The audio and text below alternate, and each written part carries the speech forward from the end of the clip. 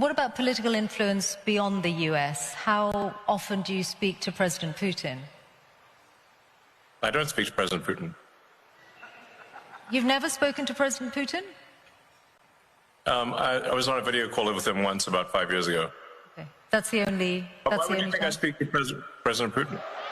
Oh, you must. Oh, I get it. Because you I've believe heard the you legacy. speak. Actually, I've heard you speak about it. For example, in your West Point speech, you said, "Oh, I challenged President Putin to was it an arm wrestle?" And I know the Wall Street Journal has reported your reported conversations. Oh, yes. If you're saying they haven't happened other than once, I'll take that as read.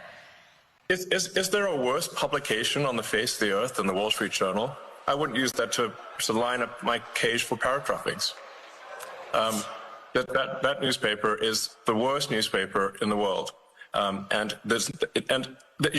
there's one newspaper that should be pro-capitalist, it's the one with Wall Street in the name, but it isn't. So I have the very lowest opinion of the Wall Street Journal. Absolute nonsense. And you clearly believe the tripe that you've read in those papers. I read very widely, and I'm putting these questions to you so that you have an opportunity to respond to them, which you are, and for which we're all grateful to hear your responses. Yes. Okay, we are out of time. So you mentioned me challenging. I did so on the X platform. I challenged Vladimir Putin to single combat over the.